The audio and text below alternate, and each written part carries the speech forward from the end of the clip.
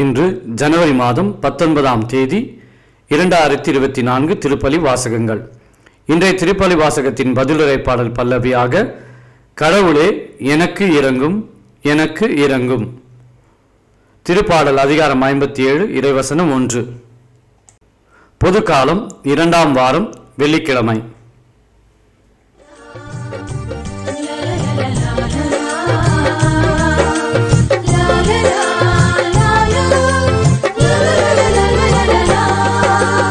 இறைக்குலமாக இறைவனின் பலியில் இணைந்திட வாருங்களே, திருக்குலமாக தேவனின் திருவடி தொழுதிட கூடுங்களே. இறைக்குலமாக இறைவனின் பலியில் இணைந்திட வாருங்களே, திருக்குலமாக தேவனின் திருவடி தொழுதிட கூடுங்களே. இதயங்கள் மலர்ந்திட ஆலயம் வருவோம், உறவுகள் வளர்ந்திட இயேசுவை பகிர்வோம். புது உலகம் படைப்போம், நம் இயேசுவின் வழி நடப்போம். புது உலகம் படைப்போம், நம் இயேசுவின் வழி நடப்போம். இறைக்குலமாக இறைவனின் பலியில் இணைந்திட வாருங்களே, திருக்குலமாக தேவனின் திருவடி தொழுதிட கூடுங்களே.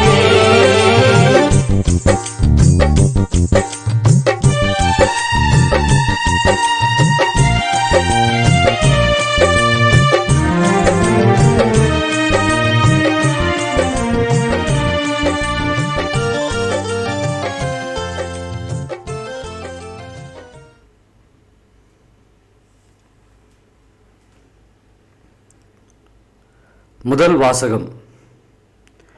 ஆண்டவரால் திருப்பொழிவு செய்யப்பட்டவர் மேல் நான் கை வைக்க கூடாது. சாமுவேல் முதல் நூலிலிருந்து வாசகம். அதிகாரம் 24 இறைவசனம் 2 முதல் 20 முடிய.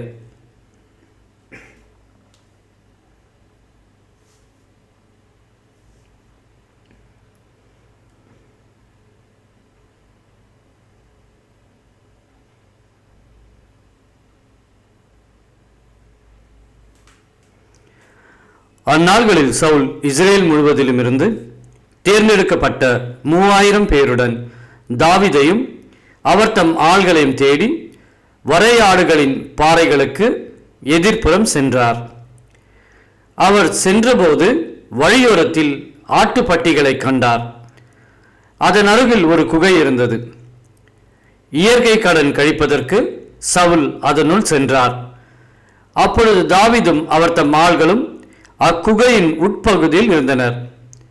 தாவீதின் ஆட்கள் அவரிடம், இதோ உன் எதிரியை உன்னிடம் ஒப்புவிப்பேன், உன் விருப்பத்திற்கேற்ப அவனுக்கு செய் என்று ஆண்டவர் சொன்ன நாள் இதுவே என்றனர்.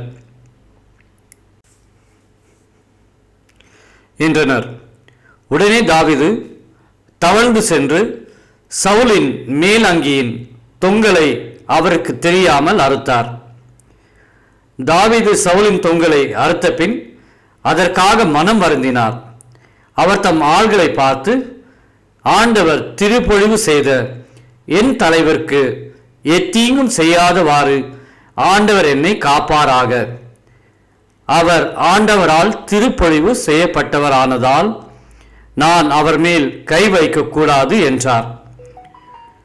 ஆதலின் தம் ஆள்கள் சவுலை தாக்காதவாறு தாவீது வார்த்தைகளால் அவர்களை தளச் செய்தார். பின்பு சவுல் எழுந்து குகையை விட்டு தம் வழியே சென்றார். அதன் பின் தாவீதும் எழுந்து குகையிலிருந்து வெளியேறி சவுலை பின்தொடர்ந்தார். அரசே, என் தலைவரே என்று அழைத்தார். சவுல் பின்புறம் திரும்பிய போது தாவீது தரையில் முகம் குப்புற விழுந்து வணங்கினார். பின்பு தாவீது சவுலை நோக்கி, தாவீது, உமக்கு தீங்கு செய்ய தேடுகிறான் என்று சொல்லும் மனிதனின் வார்த்தைகள் நீர் கேட்கலாமா? இதோ குகையில் ஆண்டவர் உம்மை என்னிடம் ஒப்புவித்தார் என்பதை இன்று உம் கண்களே கண்டன. உம்மை கொல்ல வேண்டுமென சிலர் என்னை வற்புறுத்தினார்கள்.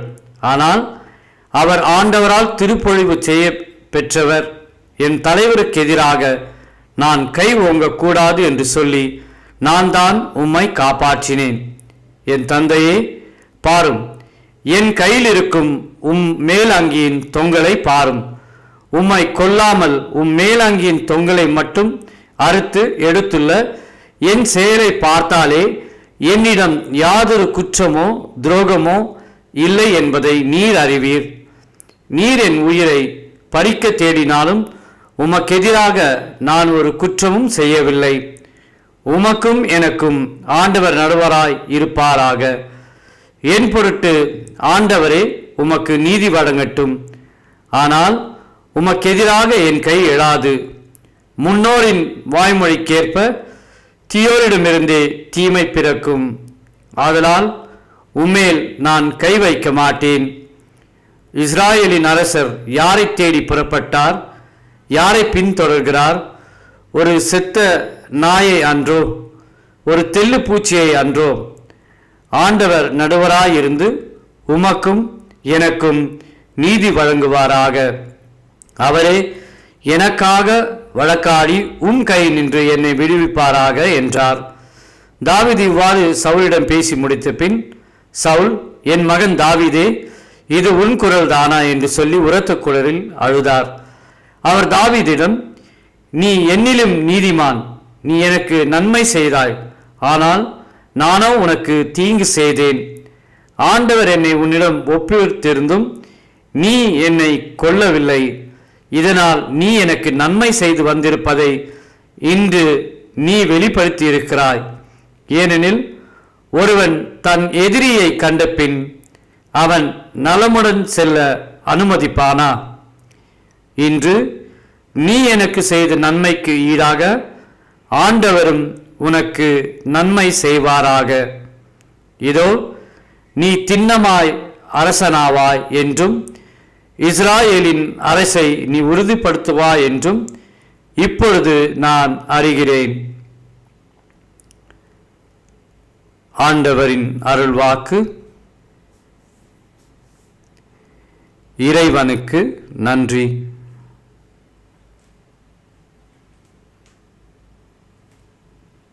பதிலுரை பாடல். கடவுளே எனக்கு இரங்கும், எனக்கு இரங்கும், நான் உம்மிடம் தஞ்சம் புகுகின்றேன். இடர் நீங்கும் வரை இறக்கைகளின் நிழலையே எனக்கு புகலிடமாக கொண்டுள்ளேன்.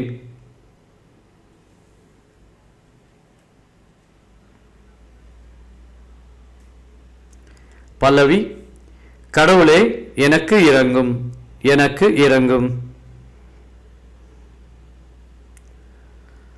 உன்னதரான கடவுளை நோக்கி எனக்காக யாவும் செய்து முடிக்கும் இறைவனை நோக்கியே நான் மன்றாடுகின்றேன்.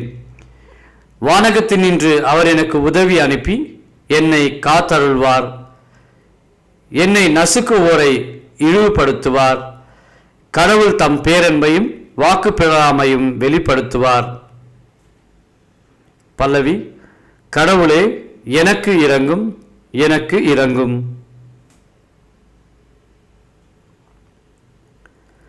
கடவுளே வானங்களுக்கு மேலாக நீர் உயர்த்த பெறுவீராக. பாரெங்கும் உமது மாட்சி விளங்குவதாக. ஆண்டவரே, உமது பேரன்பு வானளாவு உயர்ந்துள்ளது. உமது வாக்கு பெறலாமை முகில்களை தொடுகின்றது. பல்லவி. கடவுளே எனக்கு இரங்கும், எனக்கு இரங்கும்.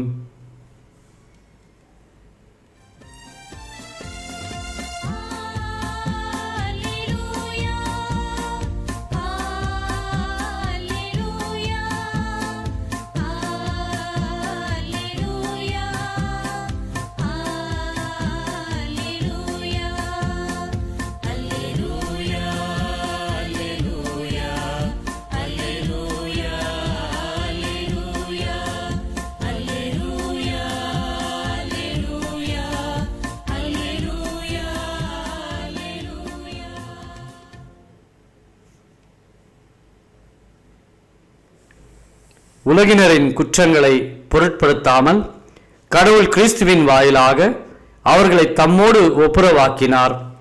அந்த ஒப்புரவு செய்தே அவரே எங்களிடம் ஒப்படைத்தார்.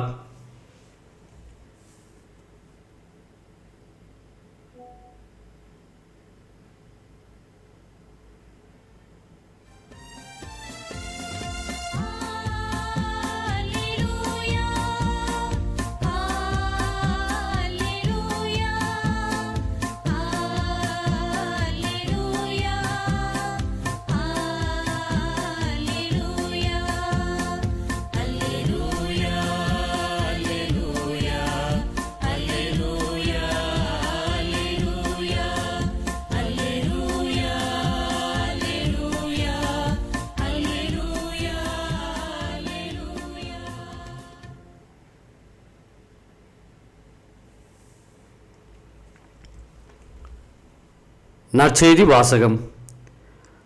தம்மிடம் இருக்கும்படி தாம் விரும்பியவர்களை அழைத்தார். மார்க் எழுதிய தூய நற்செய்தியிலிருந்து வாசகம், அதிகாரம் 3, இறைவசனம் 13 முதல் 19 முடிய.